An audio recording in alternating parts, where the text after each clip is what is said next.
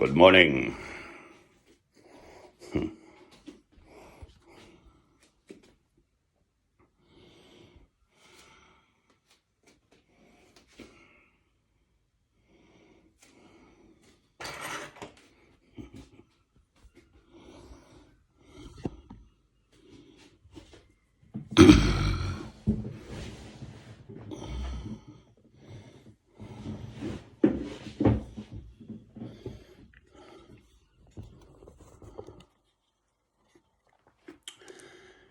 This is the opening of Psalm number 1. Blessed is the man who does not walk in the counsel of the wicked, or stand in the way of sinners, or sit in the seat of mockers. But his delight is in the law of the Lord, and on his law he meditates day and night. He is like a tree planted by streams of water, which yields its fruit in season, and whose leaf does not wither. Whatever he does prospers. Amen. And for me, that whatever he does prospers means if I bring one human soul back to God, you see, because I'm a funny old chap, I am a Christian, and I happen to believe it's important.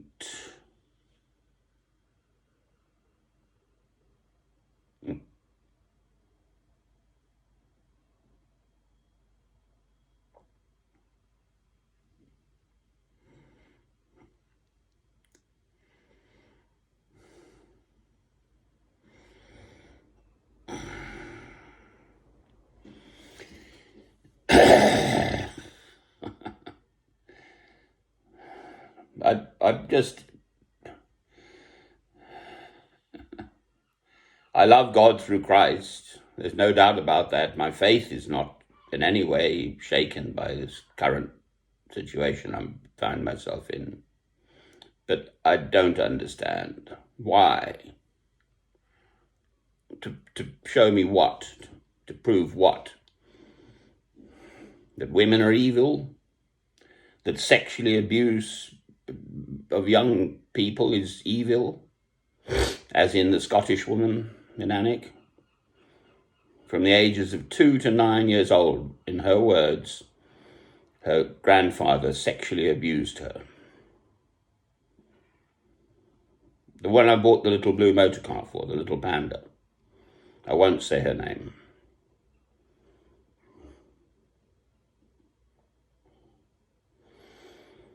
Why? I tried to help her, and I've just got enmeshed in this. I've been arrested 4 times. I barely arrived in Alnwick.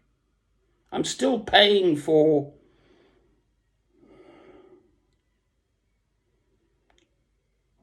my main home place, number 26 St. Michael's Square. I'm paying for where I am here, which is a lot more. I can't go on like this. I'm going down south. I'm going to sleep in the porch of a Baptist church. I'm going to go back to that. Then I'm not just shelling out money that I won't have. And no one wants to know you without money, believe me. I've got my kit now. I can survive like that, on crutches or not. I've got to have a way out of this. I'm hanging around here up in Northumbria. For what? It's shite.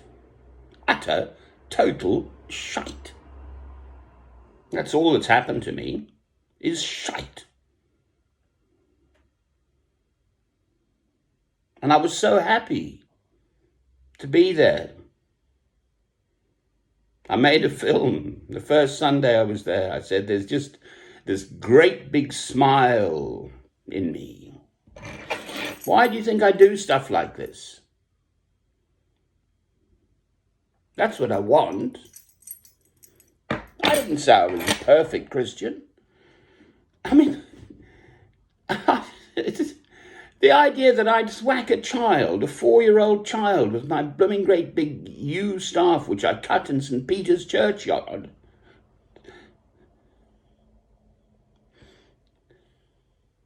In St. Albans, 3 years ago. It survived longer than most. The police have got it. I've just got this little old one now.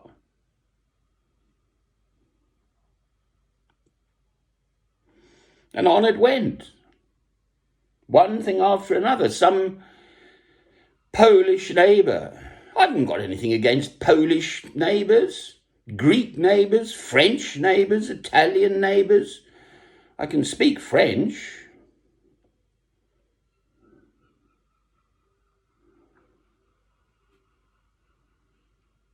And on it went. Some Scottish neighbour comes and smooches up to me, and I buy her a motor car out of sort of empathy as a Christian. She said she was a Roman Catholic. She actually showed me, I mean, to show what a sucker I am, her video of her going to her first communion at school. I took screenshots. Lovely, sweet little thing, about 7-year-old.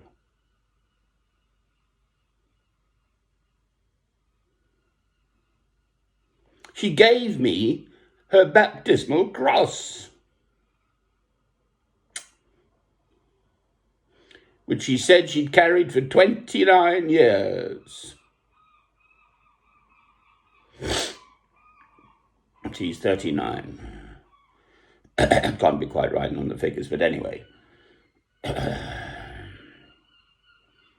And then I carried it around with me everywhere I went, because I consider that a considerable act of trust.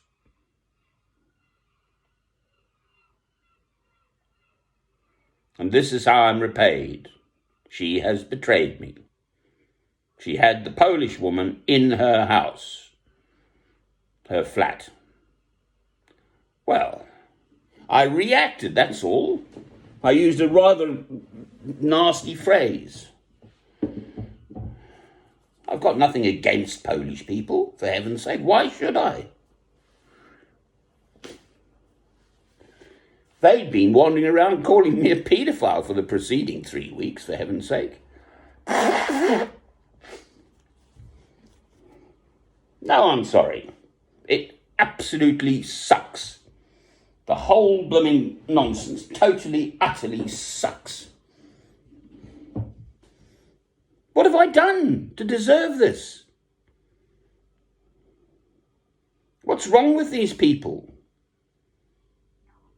I come from a good family, blessedly. You can't take that away from me. I've had a wonderful early life with wonderful, elderly, gentle folk as parents. My mother was a maternity sister. My dear old dad was an analytical chemist. The kitchen was the place he used to walk through on the way to the workshop. He did all the bills and that and mending stuff, and Mother did the sort of cooking and cleaning and loving stuff.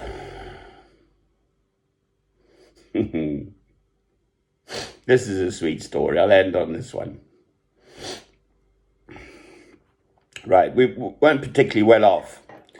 So, Mother had suggested selling my dear old dad's mother's silver, you see. So they'd had speaks. And there was dear old Dad sitting in his armchair. No food. I never saw him do anything in the kitchen. Never once. Mother fed him. Okay, that's just the way things were. It was an absolutely gentle, happy relationship. I ended up living with them in the same little bungalow in Mill Hill because my former wife had taken my house. And I'd hear them. It'd be about 10, 11 o'clock, and Dad and Mum would say, "Oh, time for bed." And Dad would say, "Oh, we'll just watch this last movie." And they'd be chattering away. "Oh, it's gone midnight now. Oh, time for bed." All right then.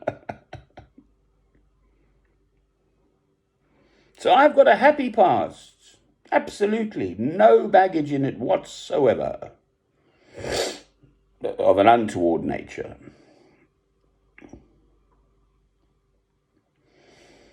So ultimately, I'm the lucky one. I've happened to be enmeshed in this appalling nonsense at the moment. It's serious stuff. I've got acute heart failure and total left knee replacement needs revision. It's playing up. It depends. It's actually improved slightly at the moment. So I'm not really a fully healthy specimen, quite frankly. And living out is going to be challenging. But I haven't got the money. It's as simple as that. The world isn't interested in you if you haven't got money.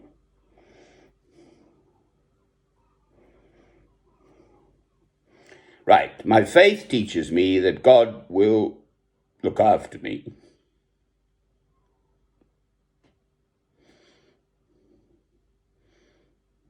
So that I finished the story about the silver. Dad was sitting in his chair. And Mother hadn't fed him.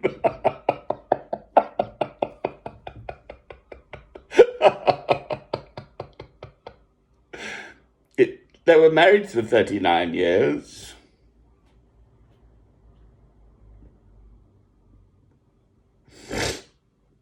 It's the only time I ever knew them have an argument. That once. Well, there we are. Aren't I blessed, to have had that kind of upbringing? It wasn't fancy. We're from a good family, but I mean, we're just sort of middle class. Doctors and nurses and farming people.